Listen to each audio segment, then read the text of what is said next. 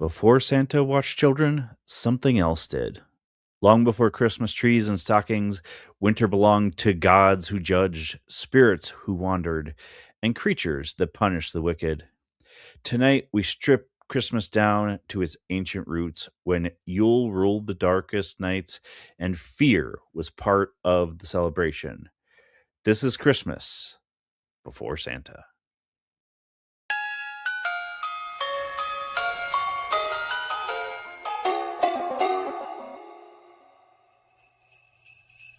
Welcome to ParaTruth Reborn, the Christmas edition.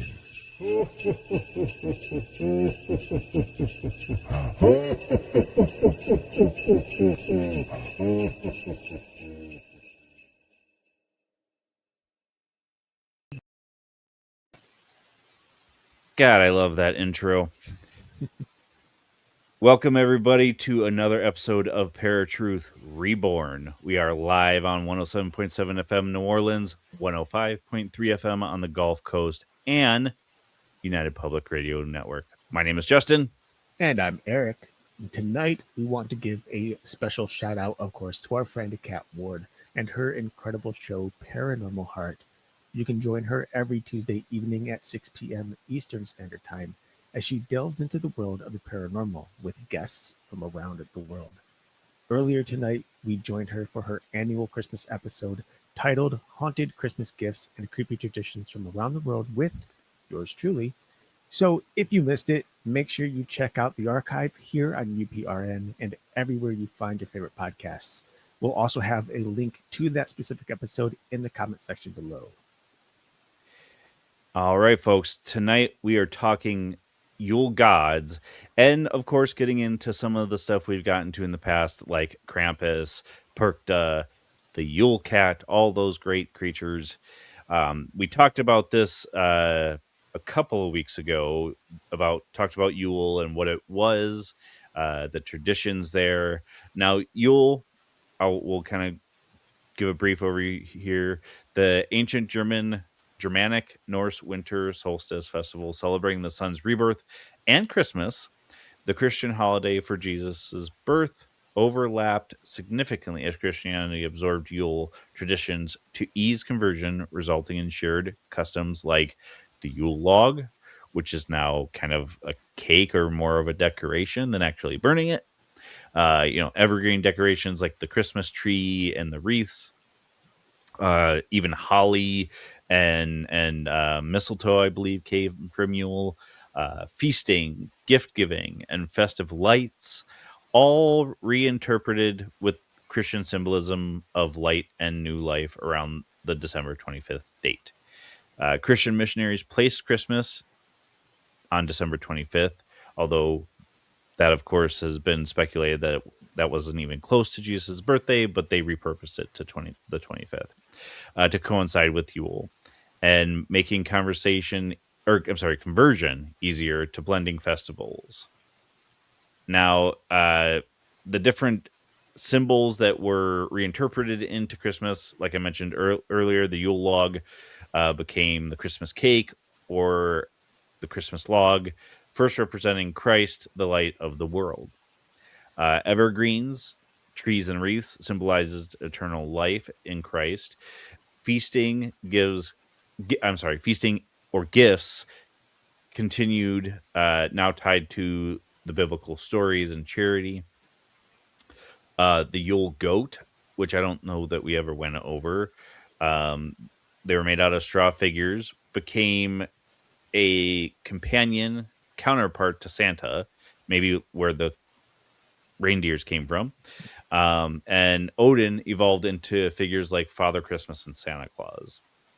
Today's Christmas incorporates many of these Yule elements, allowing for a blend of pagan and Christian traditions, from the festive tree to the Yule log cake, marking a deep historical continuity in winter celebrations.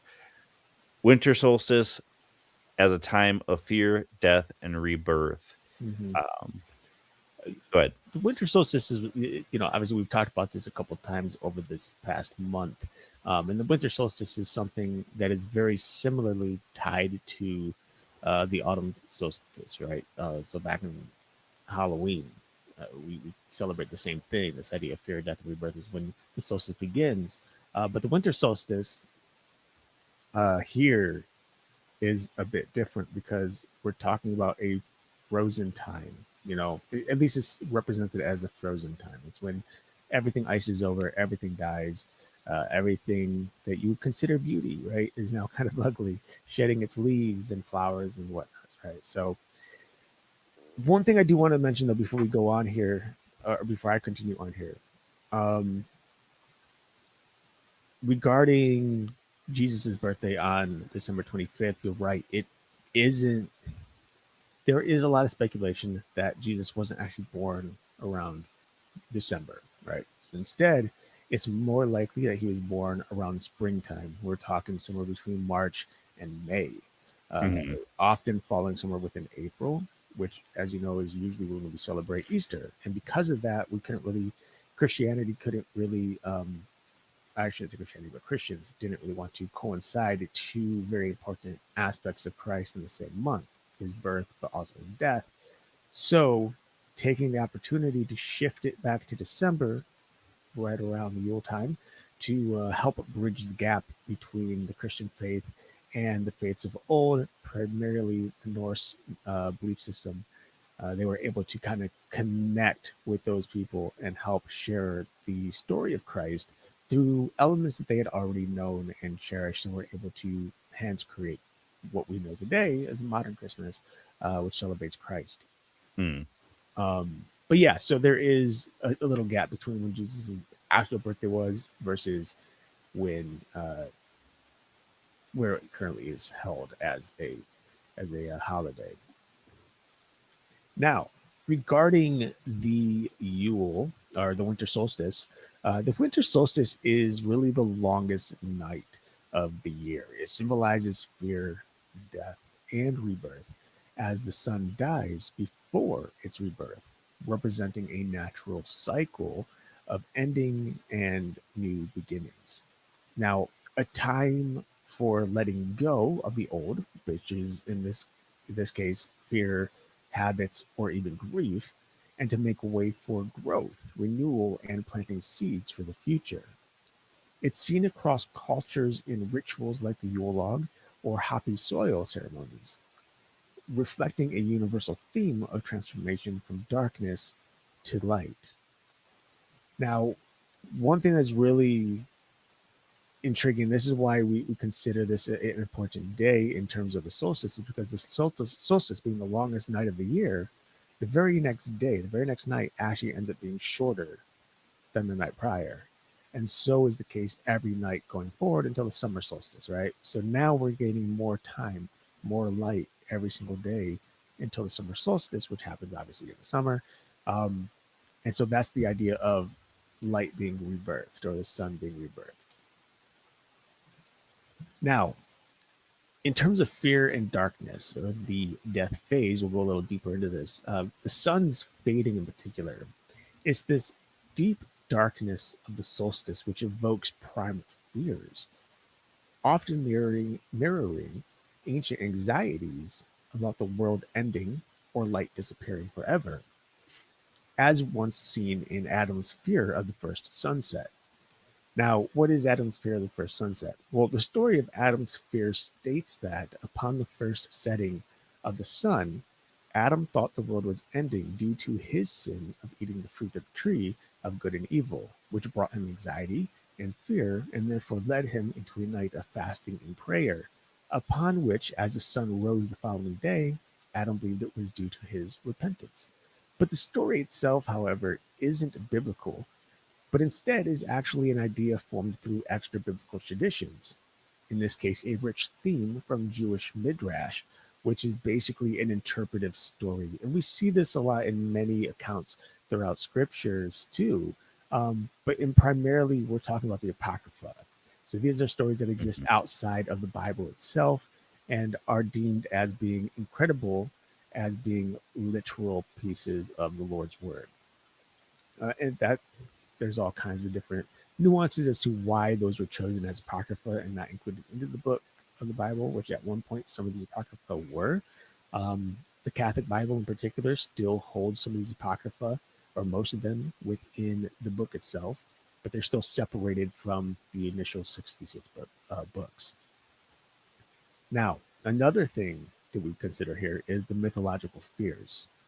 Some traditions associate the solstice with chaos, like the sea monster Leviathan, which I'm sure many of you know of, or even spectral figures like Odin's wild hunt, representing the forces of winter and the unknown. And then there's this idea of internal darkness. Metaphorically speaking, of course, this is a time to face personal shadows, grief, doubts, and fears, acknowledging them as a necessary part of the cycle. And this is something that we start to see in mentalism, right? So we started to see this in psychology, this idea of shadow work, where we look within ourselves and try to correlate our our troubles, our troubles, with the seasons itself. So as we go through the winter solstice, we take the time to reflect on the things that are negative or dark about ourselves. And then as the light increases every day, we spend those days learning to rebirth from those difficulties or those troubles, the grief, the doubt, the fears, etc., and become stronger. Now, on the flip side, there is rebirth and renewal. And this is where the return of light exists. And this is everything that happens after the solstice. Now, the sun's return in particular is the solstice marks the turning point when the sun begins its return, symbolizing hope and the promise that light will always conquer darkness, right? So we've seen for a while here that darkness was kind of holding the light down. It was winning for a while there, but here we're seeing the sun come back and start to conquer the dark. And typically the light stands against the dark much longer than the dark stands over the light. So when we talk about the seasons, depending on where you live within the world, I suppose it's probably a little different if you're further north or south. Um, and then there's this cycle of transformation, and it's a powerful reminder that endings, like the death of the older year, create space for new life, such as rebirth of the new year, much like seeds dormant in winter. And this is where we get the idea of New Year's resolutions, the idea to birth something new of ourselves. And then we have rituals of renewal.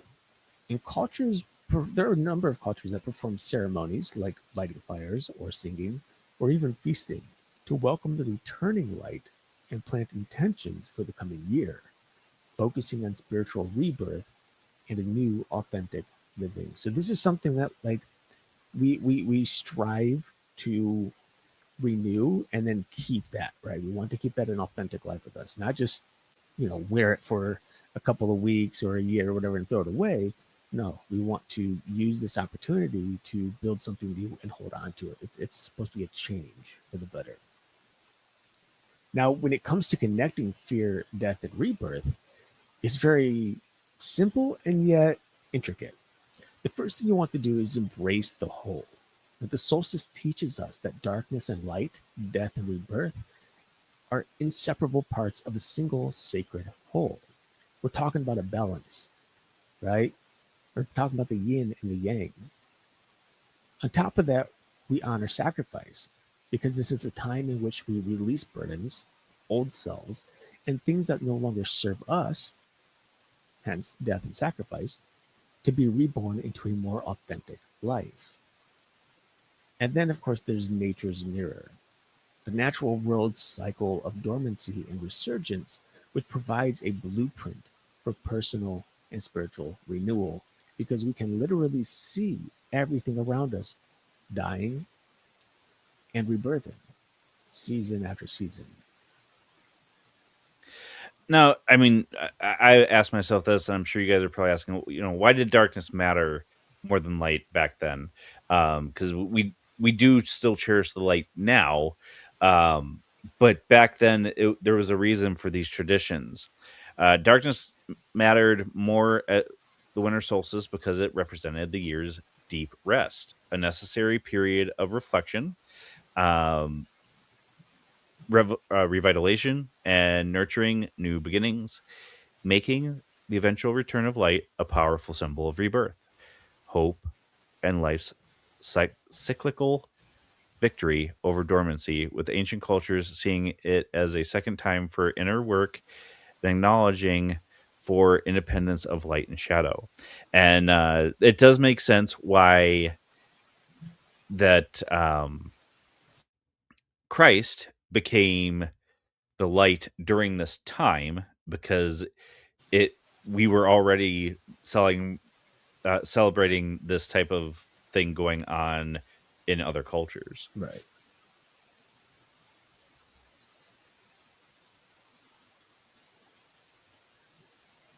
Oh, I hit a bunch of buttons and now everything's getting messed up. I'm sorry. That's all right. Just wanted to give a quick shout out to the common historian. Thank you for being here and watching today. 100%. All right, please continue. Yeah. So now we're going to talk a little bit about the Yule and winter deities. And this is something that we were back and forth about discussing this month, but we actually put it to a poll and had quite a few of you wanted to hear more about the winter deities this time around. So we figured why not for the Christmas episode, right? Mm-hmm. So let's begin first and foremost with probably the most famous figure in Norse mythology. His name is, of course, Odin, the Norse Allfather. Uh, he basically heavily influenced Santa Claus, particularly through his midwinter role, leading the chaotic wild hunt, observing mankind via his ravens, much like Santa's elves or spies do, and even riding a horse known as Sleipnir, who, while also rewarding and punishing people with treats and abductions, and being called the Yule Father. Now, these ancient myths merge with St. Nicholas traditions, softening Odin's fearsome hunt into Santa Claus' cheerful gift giving, creating the modern figure known for winter journeys, a beard, and watching children. Now, for those of you who don't know, St. Nicholas obviously isn't just a figurative word here. He is a fictional character in the sense of Santa Claus, he is, but Saint Nicholas is actually, or was actually, a Christian bishop who often gifted children with a bunch of, well, gifts. So Christianity ended up bringing him into the mix to kind of trade off Odin. Now, there's also Frigg, which is the powerful Norse queen of the gods, wife of Odin, representing the heart of the home, family, and motherhood, overseeing marriage, childbirth, and domestic harmony, while also embodying deep wisdom, foresight, because she knows fate but doesn't speak it, and protection, especially for children, linking her to the quiet strength of the hearth, winter survival, and the weaving of destiny. Her essence is in nurturing inner strength and guiding fate through quiet influence, much like the steady warmth of a hearth.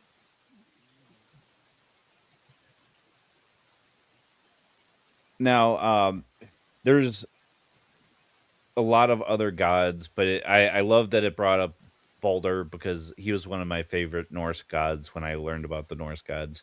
Balder's myth centered on his death by mistletoe and eventual rebirth, strongly mirrors winter solstice themes of death, in other words, the darkest day, and rebirth, the return of light or the sun, linking him to Yule, the Norse festival of light and renewal, where bonfires and trees symbolized hope for the sun's return, and connecting Balder, god of light, to the year's cyclical death and rebirth, much like a sun god.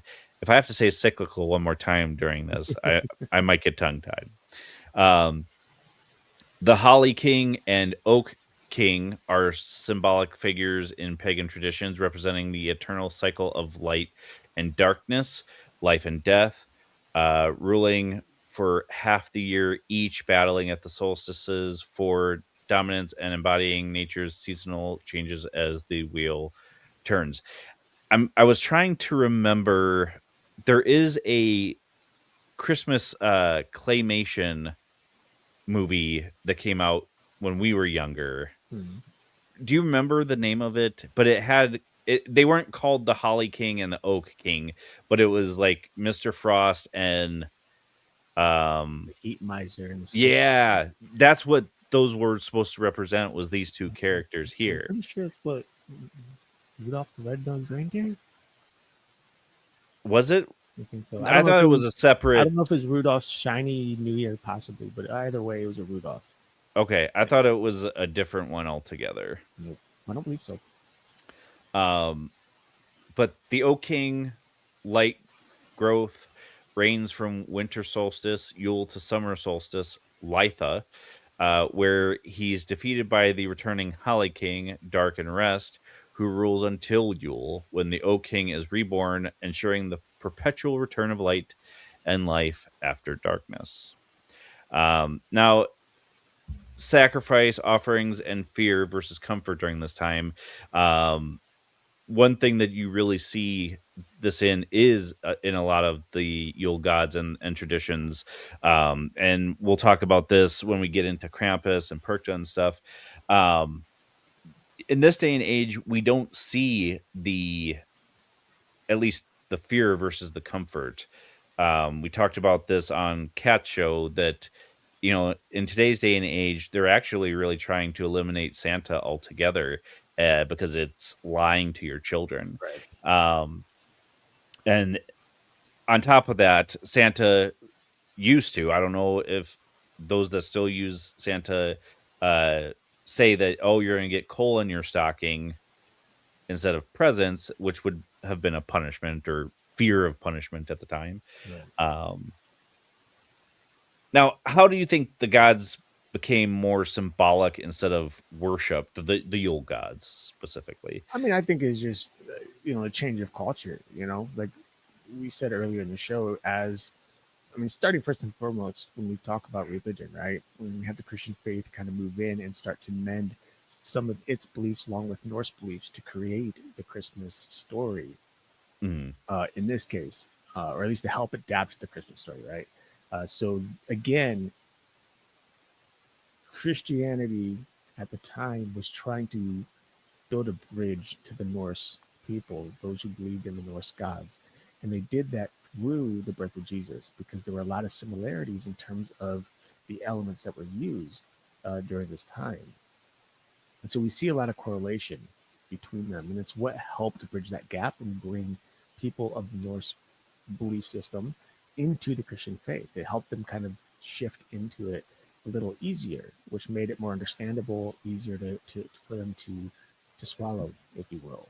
And we see the same thing also during St. Patty's Day, right? Because St. Patrick did something very similar by using the four-leaf or the three-leaf clover in Ireland to represent the Holy Trinity. And he also took the Celtic cross. He created the Celtic cross by combining the cross along with the symbol of their sun god and placing it in the middle of the cross. And so we see a combination of two gods in this system, but it became a symbol of the Christian faith, and it helped those people shift again from the belief system in Ireland into the Christian faith. So we see that time and time again throughout, really every continent, every country, at least most of them. There are so many places that have yet to hear the story of Jesus at all, which is crazy probably to most of us since we hear it so often, probably, or at least relatively we know who he is. Um, but I think with that, along with this idea of Santa, the more that people started to dive into or delve into Santa Claus and the mythology behind Christmas, some of these other characters just slowly started to fade away. As you're shifting from one faith to another, you kind of let go of the old, carrying on the new, right? That's the whole theme of today's episode, really. And so mhm. the same thing was happening. These figures that were once strong in Norse mythology became more of a ghost, a shadow of what once was, and started to take on new life in fictional stories and movies, right? Marvel films is a big one. Uh, and that's pretty much just that's how it happened. They just became stories eventually. And that makes a lot of sense. Now, do these gods still exist today? Did they ever? that's the real question. But that is interesting that you don't hear much of them as much anymore since Christianity has kind of taken over. Right. So we're gonna get into our favorite stuff for Christmas time, and that is Christmas creatures and spirits. We've talked about them several times over the however many years we've been doing this now. Let's see, 19 or 2009 to 2025, 18 years, 17 years, somewhere in there. Um, Krampus is a horned half goat, half demon figure from Central European Alpine folklore who serves as the menacing companion to St. Nicholas, punishing misbehaving children with birch branches or by dragging them to hell, contrasting with what St. Nicholas did with gift giving for good kids. Now, like I mentioned earlier, Krampus has kind of gone away in a lot of cultures, and it's more Santa punishes the bad kids by giving them coals in their stockings. Um, Now there's Perkta, or she's also known as Frau Perkta, is a figure from Alpine folklore, a goddess witch associated with winter s- spinning and the 12 days of Christmas, December 25th to January 6th, who judges households' behavior, rewarding the diligent with coins, but gruesomely punishing the lazy by slitting their bellies and stuffing them with straw and pebbles. She embodies a dual nature, appearing beautiful and bright, or as frightening and hag-like creature, often with birds' feet. Um, and that getting stuffed with straw and pebbles, if you didn't do the right thing, sounds like a horrible punishment to I mean, I me. don't. When you're slitting somebody's belly open, I don't know if there's much life left by the time she gets all pebbles Yeah. in there. I guess it depends. They got some brutal, scary characters. Why is everything so horrifying? Do you like that I gave you your favorite Of course I to do. talk about? Naturally. Uh, so, of course, there's another very famous creature that actually is becoming more and more popular, considering the times we live in and the numerous amount of memes, videos, etc., that we see on TV or on social media, and that is a character known as it's the Yola Katurin. The Yola Katurin is how you actually pronounce this really long, kind of crazy name. And that is, in English, the Yule cat, right? We all love cats, at least some of us, or most of us, or maybe you don't love cats at all, but that's okay because this one will eat you for it. Because it is a dark Icelandic folklore tale about a giant vicious cat that prowls the snowy countryside at Christmas, eating people who haven't received new clothes by Christmas Eve, serving as a cautionary tale to encourage hard work, especially in wool production, and a companion to the troll-like Yule lads. It is also a tale spun to convince children, in particular, to spend their allowances on something useful, like clothing, rather than spoiling the money on junk. The Yule Cat checks windows for new garments, and if a person has none, it first devours their dinner, and then it devours the people. Um, I don't know what happens if the Yule Cat, gets there after they've eaten dinner. Is there anything left to eat? I don't know. Well, usually back then they were ringing the dinner bell, so the cat probably heard that. Well, that's very possible. Next up on the list is I think it's the Tomte, Yeah. and then that's the Swedish name, and then there's also the Nissi, which is a Norwegian or Danish name. They're both similar figures from also Nordic folklore, basically small, bearded, gnome-like guardians of the farm and household, typically wearing a red cap and gray clothes, who protect the home but can be mischievous if displeased, often demanding a bowl of rice porridge on Christmas Eve for their good service. Now, they are essentially the same creature, with Tomte meaning homestead man from Tomt, and Nissi linked to the name Nils, or Nicholas.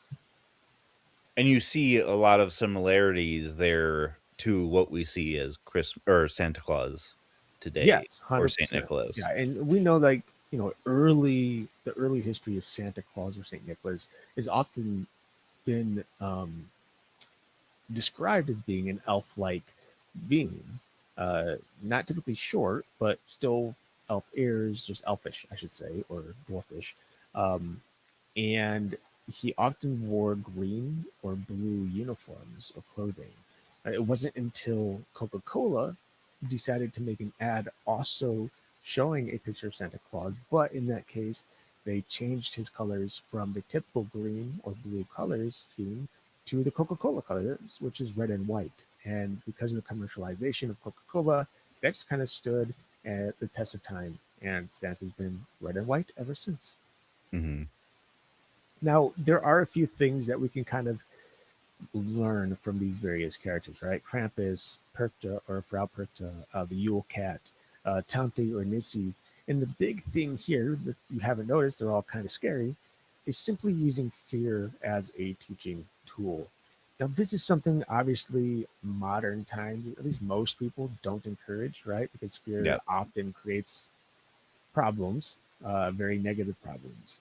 But during the early days of the Yule lore, fear was very important. I mean, even growing up as a kid, I was often used, often had fear used to kind of Oh, we all did us, when right? I mean our generation and the generations before us. Yeah, 100%. And now we're seeing that less and less nowadays. And I think to an extent, it's a good thing, but I think it's also been, I think they went a little too far with it because now Well, it, that's why it's kind of gotten to where it is today, where raising a kid is more so trying to understand emotion and stuff like that, the ones that the kids are going through. right. But there is a very fine line, and unfortunately, that meant there's been so many people that have crossed it that we have to kind of switch gears on how you treat kids, and the generations over the years have kind of changed. You know, I'm a what they call a uh I'm a millennial, but there's a certain term for me because I'm just on the cusp of Gen X and millennial. Um Geriatric millennial, I think, something like that. But I came around the time that, things were changing just a little bit in how you raise your kids. And but I still remember the times of, fear being a punishment. Yeah. Uh, Now, another thing that we can consider here is that monsters were used to enforce morality. I can think of a number of reasons why that might be the case, Yeah. but I think the big one is primarily that people use the imagination to strike the fear and create this aspect of moral well-being. Monsters are simply scary, right? I mean, anyone can say, "Oh, if you do this wrong, then your father's going to, right, or your mother's going to." It becomes old after a while. But if you tell people about this monster, this creature that is beyond description, disgusting, grotesque, angry, full of hate and violence, who's just going to eat and kill, etc. Well, now you're starting to really dig deep into the soul at this point and find that fear factor, right? We're striking a chord. And so monsters are often used as a sense of a morality tool. And we even see it through a number of other cultures and belief systems. Christianity even uses fear in some cases throughout the Bible to represent some of these things. Think of Leviathan, even the behemoth. These are characters that were used to describe a monster in order to enforce some sort of morality. Hmm. And then we have this idea of how Christianity softened or demonized some of these creatures, right? And just the belief system of the Yule. Now, Christianity softened pagan winter traditions by simply co-opting them, giving them a new Christian meaning to ease conversion, like I said earlier. Now, the linking of the solstice birth of light to Jesus as the light of the world and incorporating symbols like holly, evergreens, Yule logs into Christian decor and evolving figures, even like Odin into Santa Claus, were often done to make the new faith more familiar and appealing to pagan converts.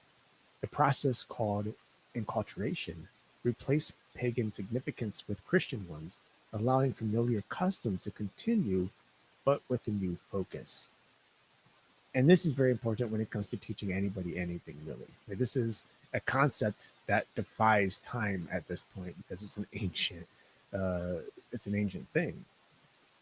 We often want to teach people new things, and we do that by showing them how to use their current skills to produce new stuff, right? And so this has been done through time over and over again, and particularly within belief systems, and not just Christianity, but basically every single belief system out there, every faith, every religion has done this at some point or another. Mhm. Now, how these beings became Santa, that's the $1,000,000 question, because the Santa that we know today is not Saint Nicholas, the saint of Catholicism. He's also not the original teachings of what Santa Claus was. Santa is really a mashup of Odin, Saint Nicholas, spirits, and folklore. Santa Claus is a blending of Saint Nick. Um, he gave gifts to children. He is the patron saint of children. With Odin, who was the long beard, sky travel, judging good bad children on Yule, and other European spirits like Father Christmas, which is what we call Santa Claus now, Sinterklaas, and the gnome like Nissi, creating the modern jolly gift bringing with his reindeer, a softer version of Odin's magical horse Sleipnir, and elves. Uh, Such a fascinating thing to me because we, as children, I should say, we never were taught any of that. We just grew up on the Christian Santa Claus or Saint Nicholas tradition. So Sure. Yeah, yeah, 100%. And that's something that most people don't know, and you learn that through channels like this, right? We didn't learn about it until we started doing the podcast and having to do research and whatnot, and listen to other podcasts right. that taught this stuff. But seeing such a diverse change from uh, prior to Santa Claus, obviously with Odin, to this modern day Santa Claus is drastic. Because back then, even when we were growing up, there's this idea that can do not do good and bad, but he can do good but also punish, right? And the punishment is typically leaving coal. But even today, that has changed already in our adulthood, right? Because now we no longer have Santa Claus leaving coal. Instead, uh, we have the Krampus showing up for children who are bad and carrying them away in his bag, or the Yule cat who's going to come eat them. So we basically created a new version of Santa, an evolved version, which is nothing but good all the time. And for those that are bad, the people that are bad, he just simply doesn't bother with rather than punishing. And so there's like a big loss of fear between the early days of the Yule and, of course, commercialization of Santa himself. And commercialization of Christmas is obviously one of the uh, biggest draws to the holiday nowadays because it's no longer about the traditions. It's no longer really about the ancient traditions or even the modern ones. It's all about money, money, money. It's how much can you spend to get the big gift, how much companies can make by selling these big gifts. And we see that over and over again. We see how much earlier Christmas starts every single year. I mean, this year I was seeing Christmas stuff in August, which is asinine. I should not be seeing Christmas stuff in stores in August. Yeah. Uh, but every single year they moved, and these commercial companies try to move the holiday up to earn more money earlier on in the season and basically pinch the penny. Now, as both a society and culture, we became less afraid of poverty, the unknown, or strict religious dogma, and instead shifted our focus from survival and spiritual awe to material consumption, allowing businesses to turn Christmas into a massive consumer event, driven by the gift-giving sales and secular symbolisms like Santa and trees, rather than just its traditional religious meaning, creating a cycle of stress and overspending, which, if you know, most of us are probably pretty stressed right now, knowing that tomorrow's Christmas Eve, and probably don't even have all of our gifts that we need to buy. And I think a key word there is need to buy, because I think we all feel a need to have to buy stuff. Yeah, well, and with the commercialism, yeah, we feel we have to give gifts when and I guess back when it wasn't as commercialized, the gifts were still you felt you needed to give gifts just to represent the gifts that were given to Christ. Um but it kind of went from giving the gifts as an offering to giving them to other people, even though it's not a representation of their birthday, but of Christ's birthday. Right. Um, but yeah, so now the real question is when it comes to these old traditions, are we safer or are we just less aware? And I think I truly believe that as a society, we're just less aware. But I would love to hear your guys' comments or answers if you want to put them in the comments or in the chat right now. Uh, yeah, it's one of those things that I don't think that we are safer from these old gods. It's just we're so ingrained into electronics now that we've kind of lost a lot of that. Yeah. The new gods, if you will. Yeah.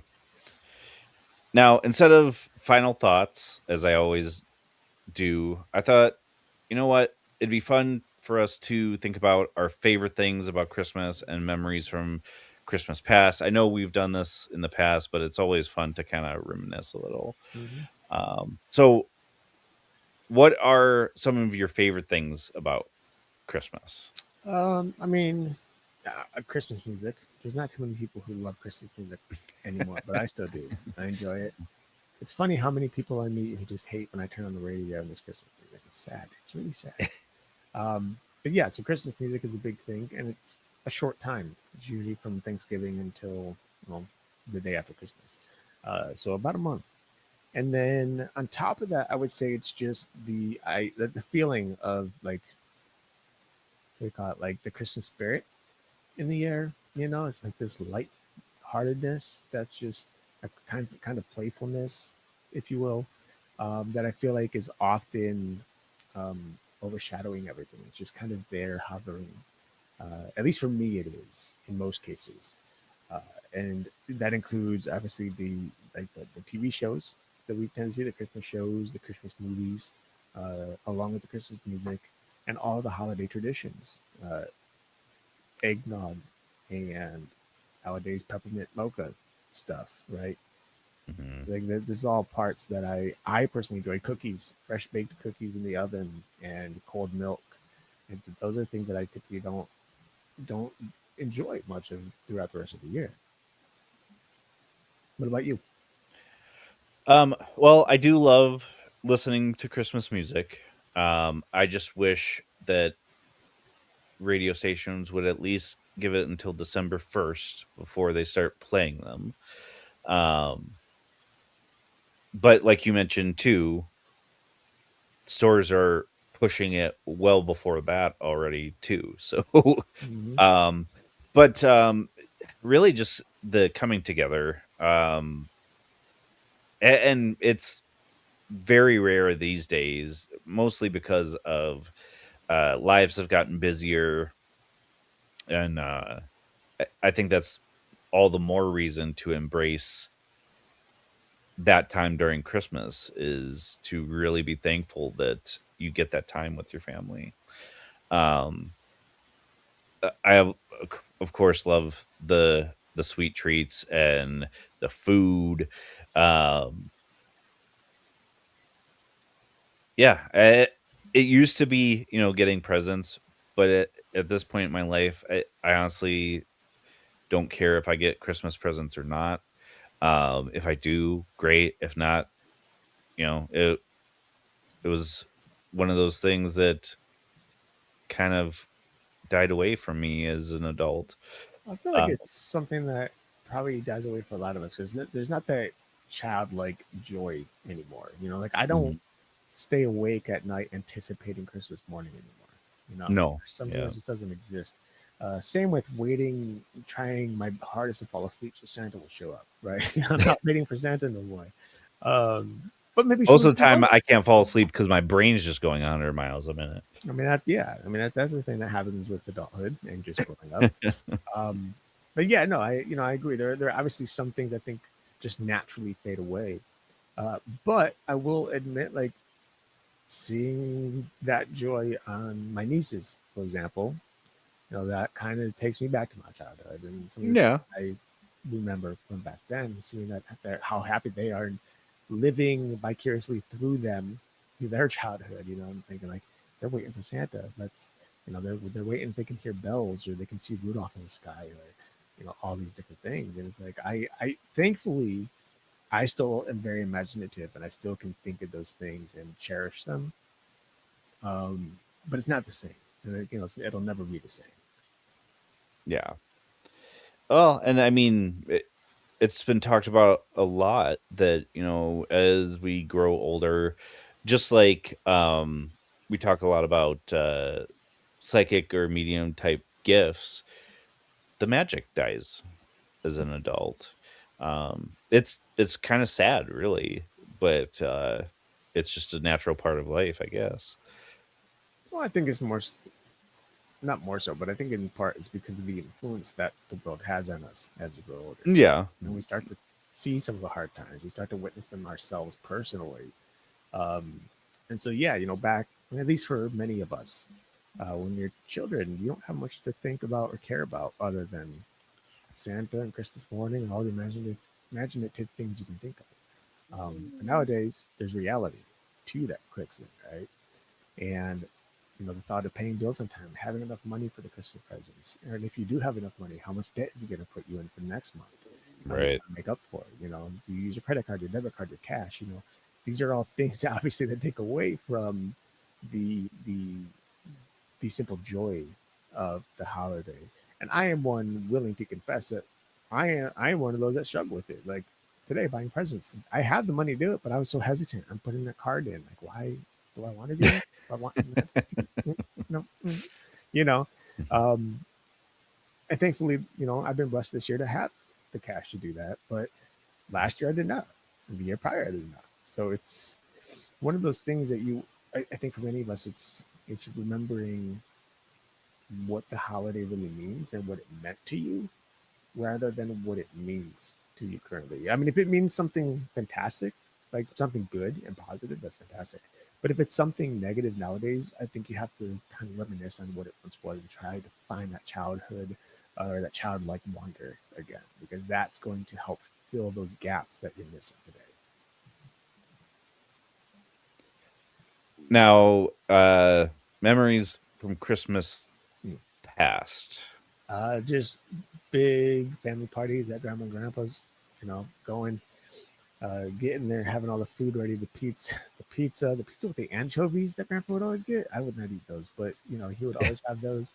The fried chicken, the ham, you name it, everything was there. And then of course sitting around the grandma's Christmas tree Yeah. with the snow on it and passing out the presents because the Thanksgiving that a few weeks prior we all would pick names out of a hat or something and would all have a single cousin or family member to buy presents for. So that was always a fun time. Always enjoyed it. Always look forward to getting home knowing I was getting Christmas pajamas. And I was going to go sit up in my room and try to fall asleep to some sort of Christmas movie while waiting for Santa to show up. It was like that every year, pretty much. Still is Yeah. sometimes, just minus a few things. Yeah. Well, and I just had the conversation with a friend about, we were talking about, Secret Santa, and uh, I'm like, yeah, I mean, we did do that as kids, but we would get so excited we would just blurt out who we had most of the time, Yeah. so everybody knew who they were getting the present from. Um, but yeah, that the shrimp cocktail, which was both Christmas and New Year's for Grandpa. Uh, the anchovy pizza, I still remember. Um, gosh, going to both grandmas' houses, one for Christmas Eve, one for Christmas Day. Um, and just the warmth that we would feel during that time of year, Yeah. not from a fire, but from family. Um, but yeah, the fake fireplace going at Grandpa Cancellari's house. I remember that. You still have it, I believe. I do. It's metal. Um, gosh, what else? Honestly, waking up Christmas morning Hmm. and just trying actually, even Christmas night. I remember waking up like well before the sun was out. I'd wake up at midnight, 1, 2 o'clock in the morning sometimes, and run down to see, or out to see, if Santa had come yet. And sometimes my brother would wake up and we would both kind of just look around, grab gifts and shake them a little bit. But I'd have to be like, no, no, no, don't do it too loud. They're going to, mom and dad are going to hear. Right. Um, yeah. And I think, looking back at all of the gifts as we got as kids, the one that still I remember loving the most is My Pet Monster. Okay. Um, and Teddy Ruxpin and Grub were the other ones that were really big ones as a kid. Do you remember any that were like significant to you for Yeah. gifts? Three of them actually offhand. One is a little Jurassic Park, original Jurassic Park Velociraptor, which is actually sitting behind me on a bookshelf that I still have. I don't remember how old I was when I got it. Yeah, it was before third grade. Second, third grade is probably when I got that. And then another is another Jurassic Park toy, a little Tyrannosaurus Rex, which was probably about a foot tall, about 12 inches tall or so. And I used to carry that thing around like as a baby T Rex with me, and I was pretend it was a baby T Rex. Uh, yeah, I still have him around here somewhere too. And then the other what's it called? Is it called Creepy Crawlers? Is that the one? Oh yeah, Creeper Crawlers was But, awesome. yeah, creepy crawlers, and I have a fourth, which wasn't mine; it was my sister's, but I enjoyed it nonetheless. Was Easy Bake Oven, so we always make brownies and stuff with that.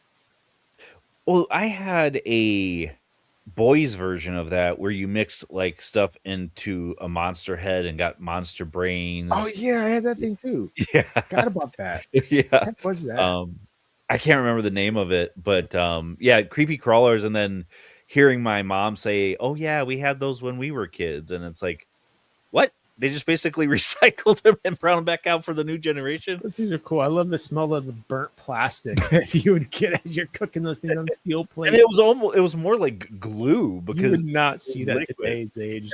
That is not a thing. Back then, we didn't care about cancer. I mean, to some degree, a lot of people don't today either. Well, yeah, but it's like you're not giving an 8-year-old some plastic to pour Oh, into for the children, microwave right? oven. Yeah, yeah, yeah. Yeah, a lot of the stuff that when we were kids is not really safe anymore. And even when our parents were kids and their parents were kids, like Mhm. the stuff that was given as gifts was much more dangerous in the past. Yeah. Fun Which fact: because of my good. nostalgia, I still have that creepy crawler machine, but I have yet to find a proper light bulb that will cook. Probably because they don't really make them Probably not. anymore.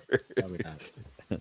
But just like in a Christmas Story where he gets the BB gun and then his mother is like, "Don't shoot your eye out." Yep. Oh, that's another one. I mean, I every Christmas Eve, me and your brother watch it. Every Christmas Eve, we watch your Christmas Story, and we've been watching that since we were little kids. Yeah. So I've Yeah. seen it way too many times, like literally countless. I do the whole movie myself. Well, and Jason Hewlett, was it Jason that brought it up that maybe it wasn't him. Somebody brought up that oh yeah, it was shot in Canada. Well, yes and no. It was partly shot in Canada, partly shot in Cleveland, Ohio. So that's why I love it, is because we have the house in Cleveland. And it's just a good movie too, but um all right. So something I did want to bring up is, if you are a paratruther, you love the show, you love interacting with us, you love being a part of what we talk about, I highly suggest getting into the Facebook group that we created, Paratruthers Facebook group. Um, I did start releasing some lore cards that are only going to be released to our paratruthers. So if you want specific content that you're not going to see on our other social medias, get in there, and all you got to do is just join the group. It's free to join. And there's no weird questions or anything. We just ask that you be respectful and post stuff that is relevant to the paranormal. Don't be posting a link for a show that's about politics or something like that. Or any business Um, stuff. You're not yeah, selling anything in this. right. No, no sales. That too. Um, but that is all we've got for our Christmas episode. I hope you guys have enjoyed it. Uh, I do have to say that I hope you all have a very safe and happy New Year. I'm sorry, Christmas. We'll have New Year You're jumping next around. week. Yeah. Uh, and yeah, be safe out there, and Merry Christmas, everybody. Um, any last comments? No. Okay. Um, as we said at the beginning here, this has been a live show on 107.7 FM New Orleans, 105.3 FM on the Gulf Coast, and United Public Radio Network. Until next week, where you will find us same time, same channel. My name is Justin. And I'm Eric. Peace.